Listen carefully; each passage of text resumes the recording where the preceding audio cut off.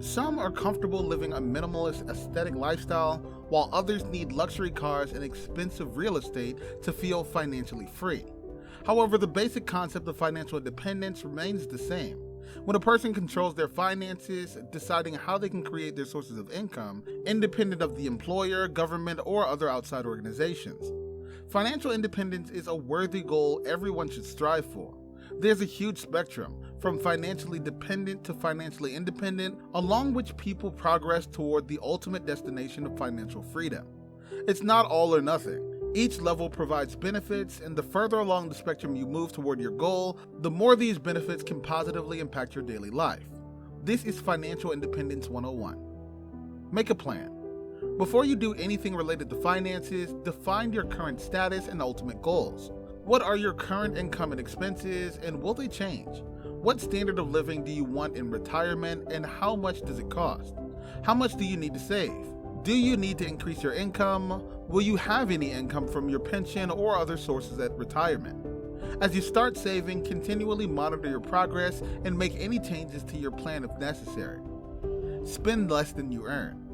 Overspending is super easy, especially with the ease of online purchases, credit cards, and buy now, pay later offers as a constant temptation. Therefore, you must distinguish between what you need and the nice to haves.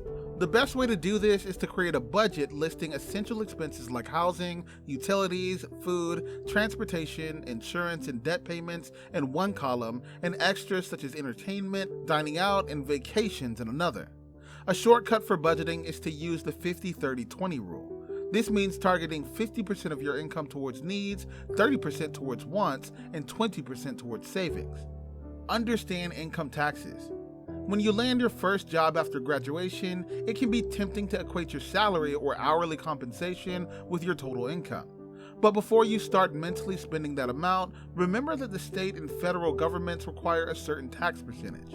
If you work for a company, they'll likely take out tax money before they pay you. If you're an independent contractor, you'll need to take care of your taxes on your own. This part is essential. Pay your taxes quarterly. 4 small payments are much easier to manage than one huge yearly sum. No matter how you get paid, you'll need to file annual taxes by April 15th like the rest of the company's wage earners. There's a penalty if you're late. Do them on your own or use an accountant. Start saving for long-term financial goals. For some, saving comes naturally. Others have to trick themselves into doing it. One great tactic is to pay yourself first by setting up an automatic monthly transfer from your checking to your savings account. But whatever it takes, make it a habit. Make it a top priority to automatically shuffle a chunk of your income into your monthly savings before you can use it for something else. Half of your monthly savings should be for retirement. Use at least some of the remaining 5 to 10% to build up an emergency fund, which should generally be 3 to 6 months worth of your bare bones living expenses that can allow you to weather tough financial times without asking for help. Channel whatever's left toward a long-term financial goal, vacation, wedding, home, or vehicle. Create a rainy day fund. About half of the American adults have no savings at all. Still believe you're on the right side of the coin? Look no further than the pandemic, when millions of Americans were caught with a drop in income and unexpected expenses. What would happen if you lost your job or were injured in an accident? How would you pay your bills? That's why a rainy day fund is essential regardless of your age. Make a budget. Spending less than making sounds easy, but you might not know how those numbers compare unless you've taken the time to calculate what you're making and spending. Add up 1 month's spending, including rent, utilities, savings, investments, groceries, and gas. Make sure every expense is accounted for. Budgeting apps are a convenient way to keep track of your purchases, but a good old-fashioned notebook works too. Be aware of paying for needs first and wants second.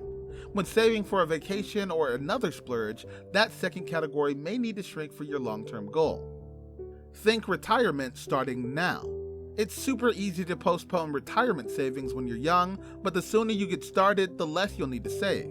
If your employer offers a 401k match, you should contribute enough to get the total amount.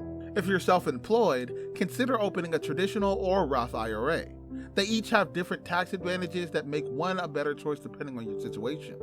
Roth accounts could be a good choice for a young person because while you don't get the tax advantage up front, withdrawals are tax-free after age 59.5 when you're potentially in a higher tax bracket. Be careful with credit cards. Here's the thing to remember about credit. It's essential to demonstrate that you can manage it well for potential lenders you may need to help you fund a car, home, or business in the future. Consider opening a credit card and using it to pay for things that you can afford, not to finance those you can't. Pay it off in full or on time each month and watch your credit score tick upward.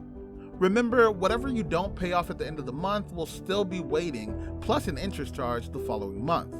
Do everything you can to not carry a balance, which can snowball quickly. Examine your budget to cut back on instead. If you're in uncertain financial times and unable to make monthly payments, reach out to your credit issuers and see what remedies are available. Insure yourself.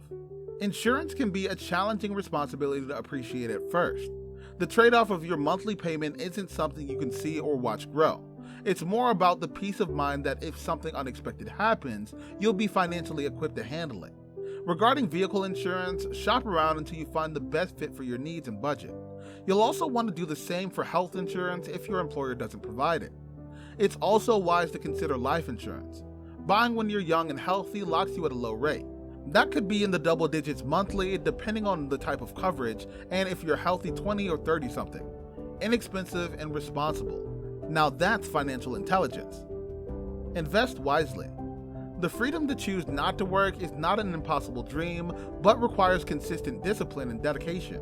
It also requires building passive income from intelligent investments in various assets, such as stocks and ETFs that can stand the test of time and pay healthy long-term dividends. It'll become the income that will finance your life. For a secure future, it's essential to always make these investment decisions wisely. If you're in your 20s, high-risk investments like cryptocurrency and risky stocks may sound like a good idea. After all, you still have time to get back on track if you lose a piece of investment. But you can't afford additional risk in your 40s. Always do your own research and never make emotional investments. Getting practical. There are many approaches to achieving financial independence. Each person's needs and comfort levels are different, but all strategies can be divided into two main categories: reducing costs and increasing income. Most financial independence strategies will combine approaches from each type to maximize progress and minimize time. It's common sense because the higher your income and the lower your expenses, the faster you can achieve financial independence. Unfortunately, the reality is that many households today use credit to live beyond their means, and this habit must be broken before any goal of financial independence can be realistically set. Living a more frugal lifestyle and keeping track of expenses is usually necessary to keep basic expenses under control. If, like many people, you pay high interest on your debt, it makes sense to form a debt repayment strategy before focusing more on long-term investments. Investing, whether in equities, real estate, or business, is an example of increasing income, and indeed, financial independence is unlikely to be achieved without it. Growing your earned income is another approach, whether as an employee or a business owner. It could include a job promotion, increasing your professional skills to charge higher fees, or expanding into new business niches. Each of these approaches requires dedication and creativity. Financial independence is certainly something everyone would like to achieve, but only by taking practical steps can you progress towards your goal. There's more, of course. However, if you take these steps now and remain mindful about how you spend and save, you'll be on your way to lasting financial independence. What is your financial independence strategy? Let us know in the comment section below. Remember to like, share, and subscribe so you can enjoy the excellent content we send your way.